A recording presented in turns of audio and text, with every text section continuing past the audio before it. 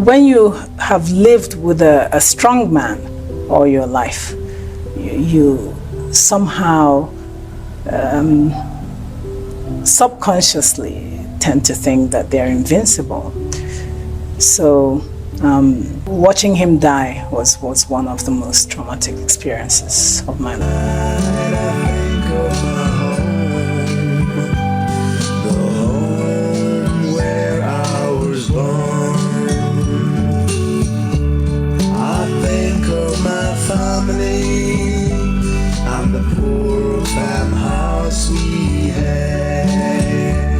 Hello everybody. Once again, this is Fred Wanko coming to you from our studios in Chicago with a romantic edition of Bold Talk on Allen TV. And as usual, I like to say good morning, good afternoon, and good evening to you depending on where you are around the world. Bianca Ojukwu Olivia Ono was born in Ngwo, Enugu State, today's Enugu State, on August 5th, 1968. Bianca's father, Christian Ono, was the former governor of Enugu State and a very successful lawyer in Enugu and businessman before he became the governor of Enugu State. Mother was in education, and ultimately she was a school principal in Enugu State. Obviously, everybody knows that she went on to marry probably, arguably, the most powerful man that ever lived in Igbo land, Chukwuemeka Ojukwu. Ultimately, Bianca was never defined by power or money. Here is Bianca's story. Bianca's story is not one of grace to grace. Nah, she was born into fortune and opulence. She floated her own cosmetic business, Bianca Blend, and they launched her interior decoration outfit, Mirabella, just in her very early 20s. Bianca was already a vast, widely traveled, highly educated, financially independent, and an overall successful woman with a future that was clearly bright, beaming, and radiant. It was 1989 at the time, and Bianca was only 21 years. A solid, wealthy family foundation. Come on, the daughter of an ex-governor? She even had her own money and her own influence. She was the hottest cake in the oven. Suitors lined up with their mouths open, salivating like Labradors. Quality men of affluence from all over the world would lay flat in the dust for her to take a walk on their backs. Oh, a lot of men wanted her hand in marriage, but Bianca had eyes for only one man. A man who had been married 3 whole times. 56-year-old Biafran warlord. Oh my God. Chukwuemeka Dim Odumegwu Ojukwu was born into stinking smelly wealth.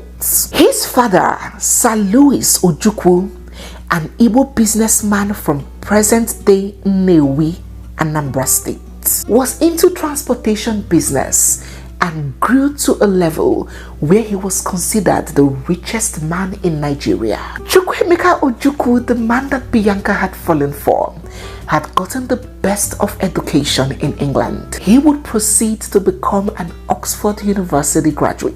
Ojukwu joined the Nigerian army around 1958. After the coup, counter-coup, and everything that had happened, Ojukwu, as the then military governor of Eastern Nigeria, reorganized the region as the Republic of Biafra. So, how did he then meet Bianca? Come closer.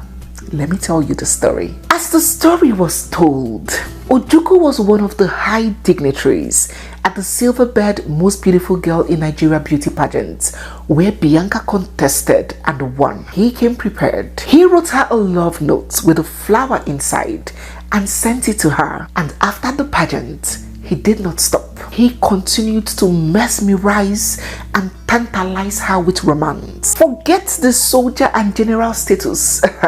Those who knew Ojukwu closely have described him as a complete ladies' man. Just forget all those general and army and lieutenant colonel ranking. It's just like all these heavyweight lifters. While on the job they can carry 500 kg, but in the bedroom, in the other room, it is one finger that women used to push them. Yakata. They will fall like this. That was Ojukwu for you. The man was romantic, a master of words. And he would write sweet feelings and poems with a pencil and have it hand colored with crayons and sent to Bianca. General, President General among the nations.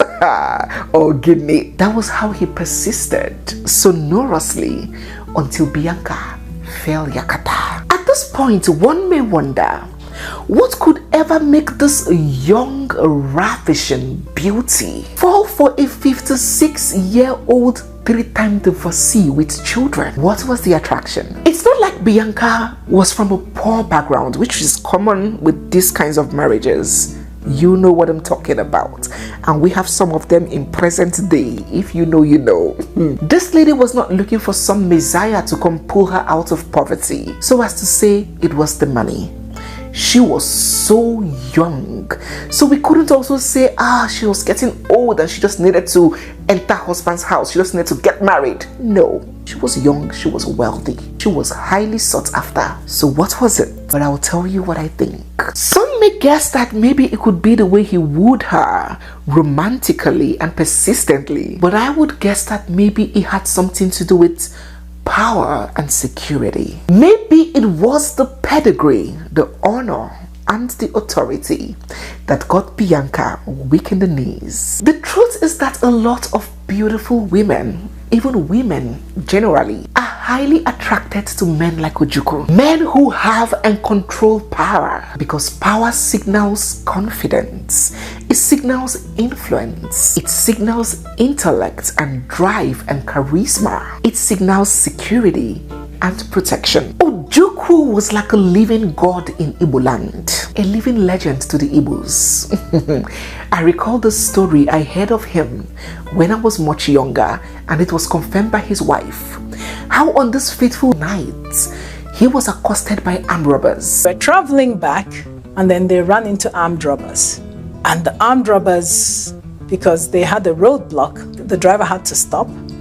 And then suddenly, these hefty-looking men with the guns and rifles stepped out from the dark and came to the vehicle and barked sternly, "Get down." He refused to get down. And then the man said, "If you don't get down, I'm going to shoot you. Who the hell do you think you are?" And he said, "I am Ojukwu." And the man got a torch, shone the torch into his face, and screamed excitedly, "Ah, Oga! Ah, na our Oga! Na our Oga!" And so many of the robbers that were actually still inside the bush rushed out. That was the kind of man that Odumegwu Chukwuemeka Ojukwu was. And that was just the kind of man that could capture our hearts like Bianca's. So they fell in love with each other, and he asked her to marry him. But falling in love was the easiest part of this whole journey. Now the big question was, how in the world were they to present this relationship to Bianca's father? How could it sound to the ears of this man that his young, beautiful, highly educated daughter had fallen in love and wanted to marry his friend, his political associate, who had been married and divorced 3 times, and perhaps older than him, a man who was over 30 years his daughter's senior? We've come to deliver this message. We're interested in somebody, a damsel in your home and so forth. And he sent several of those emissaries, and we used to call them contingents, because he would send them, they would meet with my father would say, "No, This whole relationship started halfway into her reign as a pageant queen. And back then, I do not know what the rules are now, but back then, as a pageant queen, you were not supposed to be in a romantic relationship. You were not supposed to be married. You were supposed to devote your whole reign to that crown. She had to drop her crown due to the heat and the trouble that it came with, the scandal. She had to drop her crown as Miss Intercontinental. Oh my God, many maybe today would have started to do something causing women to surrender since 1902. Queen Bianca had to forfeit her crown, but finally, after all was said and done, her parents eventually gave their consent, whether willingly or unwillingly, I do not know, but they gave their consent. And then on the 12th of November 1994, Bianca and Ojukwu tied the knot in this very lavish wedding ceremony that took place in Abuja. Ojukwu and Bianca had a very beautiful, loving marriage, according to Bianca, but evidently seen by all. Ojukwu was so madly and crazily in love with Bianca, and he made no effort at all to conceal it. He was so smitten by her. She brought out the toddler in our general. And then she became his last bus stop. He never got married again, and they never broke up. She bore him 3 beautiful kids. First, a set of twins, a boy and a girl, and the second birth, a single birth, another baby boy. Their marriage was a sight for sore eyes. In 2011, 17 years after this marriage that Bianca has described was blissful and joyful, her dear husband Ojukwu died in the United Kingdom after a brief illness right in her arms. He died at the age of 78. Right there with him, holding his hand. I think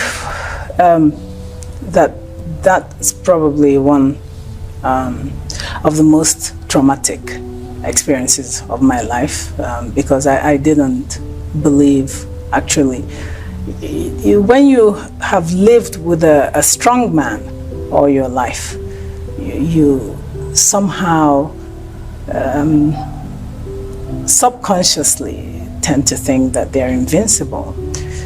So watching him die was one of the most traumatic experiences of my life. Ojukwu made a very generous provision for Bianca and her children in his will. So generous that it led to a protracted legal battle between Bianca and his other older children from the older wives. But eventually, it climaxed in Bianca winning. Bianca mourned her husband so deeply. It's been 13 years since he passed and since she became a very young widow. She has neither gotten remarried or has been romantically linked to any other man after her late husband. But after his death, Bianca didn't just sit back awaiting handouts and inheritance. She proceeded to make something out of her own life. In 2011, she was appointed Senior Special Assistant on Diaspora Affairs by the then President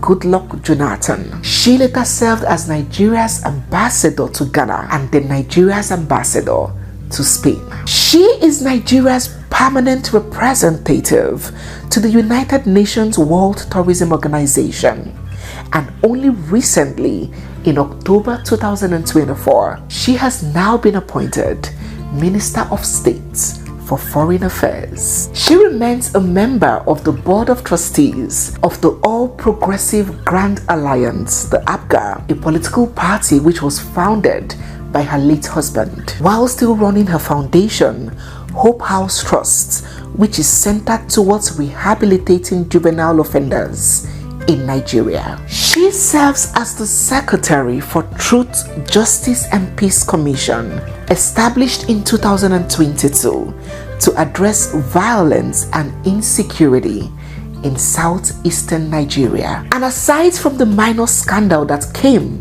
when she had to drop her crown and resign as queen due to her romantic relationship with her late husband, as well as the recent altercation that she had with the wife of the former governor of Anambra State, Ebele Obiano, where she issued the lady a dirty resounding slap when the lady attacked her. She has largely kept herself and her prestigious family name away from social squabbles and controversy.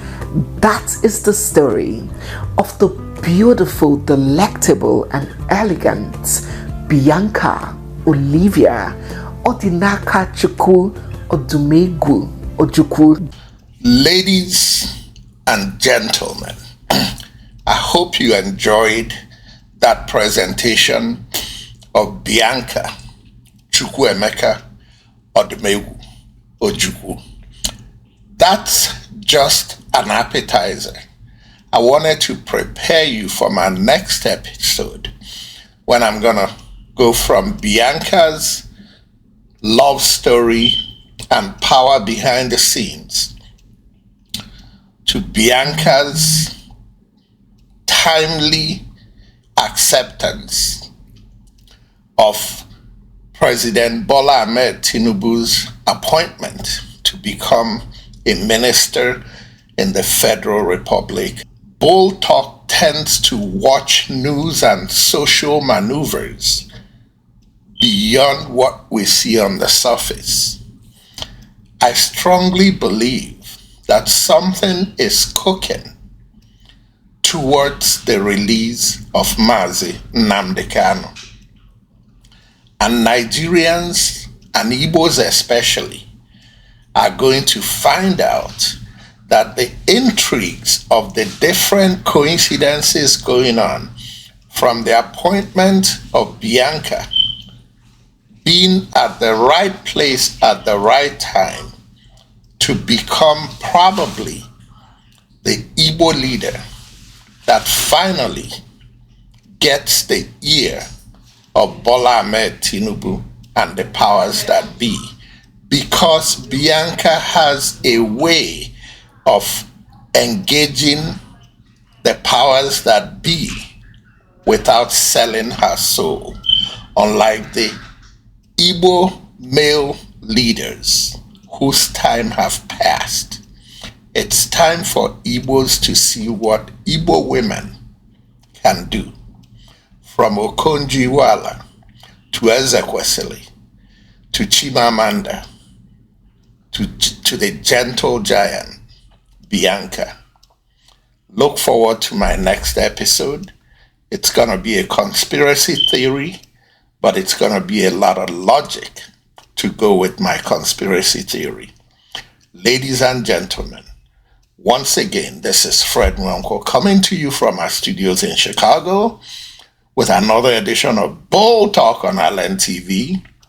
And as always, please like, share, subscribe, and leave your comments. Good night, and God bless.